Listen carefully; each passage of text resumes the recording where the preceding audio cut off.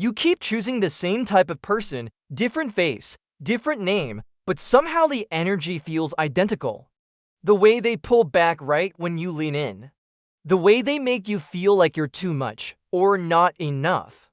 And every time, you tell yourself this one will be different. But deep down, you already know how it ends. What if the reason isn't bad luck? What if your zodiac sign has been guiding you toward the wrong people all along, and you never even noticed? There's a pattern hidden in the stars that astrologers rarely talk about. It's not about compatibility charts or which signs are supposed to match. It's about something deeper, something wired into the core of who you are based on when you were born. Each sign carries a wound, a fear, a hunger that drives them toward people who feel familiar, not people who are actually good for them. And the strangest part, the universe designed it this way on purpose. Aries falls for the unavailable ones, not because they enjoy the chase, but because they're terrified of being controlled.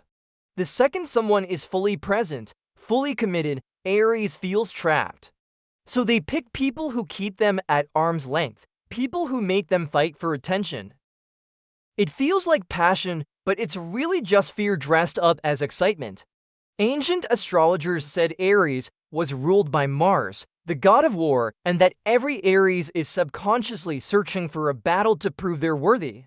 They don't want love, they want conquest, and that's why they always choose people who can't be won. Taurus craves security more than anything, but they always fall for chaos, the wild ones, the unstable ones. The people who make them feel alive because everything else in their life feels too controlled, too predictable. Taurus builds walls around their heart, convincing themselves they want stability, but deep down they're drawn to anyone who threatens to tear those walls apart. Medieval astrologers believed Taurus was cursed with the fear of loss, and so they cling to people who are already halfway out the door. It's not love, it's the fear of being left behind, played out over and over again. Gemini falls for the mysterious ones, the people who never fully reveal themselves. And it makes sense because Gemini is terrified of being truly known. They're so used to shifting, adapting, performing different versions of themselves that the idea of someone seeing the real them feels like exposure. So they choose partners who are just as evasive, just as hard to pin down. Ancient texts claimed Gemini was born with two souls, forever searching for the one person who could hold both sides. But the truth, they keep picking people who only want one version and then wonder why it never works. Cancer falls for the emotionally distant ones every single time. They tell themselves they want someone who feels deeply, someone who matches their intensity, but they always end up with the person who makes them beg for affection. It's because Cancer is addicted to the role of healer, the one who saves, the one who loves harder than anyone else. They don't want an equal, they want a project. Ancient astrologers said Cancer was ruled by the moon, the planet of hidden emotions, and that every Cancer secretly believes love is supposed to hurt. So they choose people who prove them right. Leo falls for the ones who don't see them. The people who are too busy, too distracted, too focused on themselves. And it destroys them because Leo's entire identity is built on being noticed, being adored, being the center of someone's universe. But here's the twist, they're terrified of what happens if someone actually sees them and still walks away. So they choose people who never look closely enough in the first place. Medieval astrologers believed Leo was cursed with the need for external validation, forever seeking a love that reflects their greatness back to them. But they keep picking mirrors that are turned the other way. Virgo falls for the broken ones. The people who need fixing, who need guidance, who need someone to organize their chaos. And Virgo convinces themselves this is love, that being needed is the same as being wanted. But it's not, it's control disguised as care.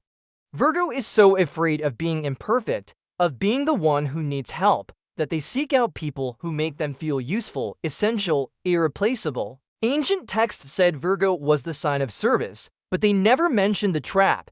Virgo doesn't know how to be loved for who they are, only for what they do. Libra falls for the ones who create conflict, the dramatic ones, the intense ones. The people who turn every conversation into a debate, every disagreement into a war.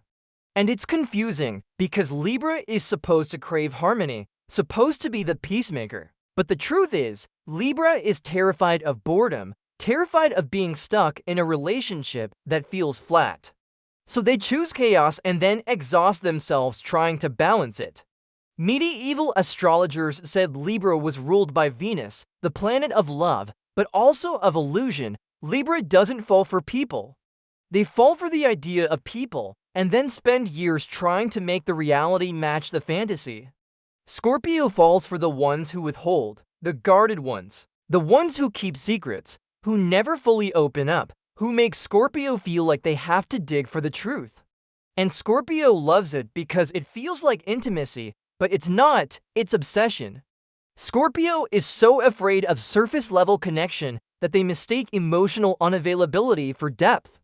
They think if someone is hard to reach, they must be worth reaching. Ancient astrologers believed Scorpio was cursed to forever seek transformation through pain, to believe that real love only exists in the shadows, so they choose people who live there. Sagittarius falls for the ones who need them to stay, the clingy ones. The ones who want commitment, who want plans, who want promises, and Sagittarius runs every time. Because Sagittarius is terrified of being trapped, terrified of losing their freedom, terrified that love means giving up who they are. So they pick people who make them feel suffocated, and then use that as proof that relationships don't work. Medieval texts said Sagittarius was the sign of the eternal seeker, forever chasing the horizon. But they never mentioned that Sagittarius is running from themselves, not toward anything real. Capricorn falls for the ones who don't take life seriously. The dreamers, the wanderers, the people who have no plan, no ambition, no structure. And Capricorn is drawn to them because they represent everything Capricorn has denied in themselves: spontaneity, softness, play. But instead of embracing it, Capricorn tries to fix them, mold them, turn them into a more responsible version. Ancient astrologers said Capricorn was ruled by Saturn, the planet of time and discipline, and that every Capricorn is haunted by the fear of wasted potential.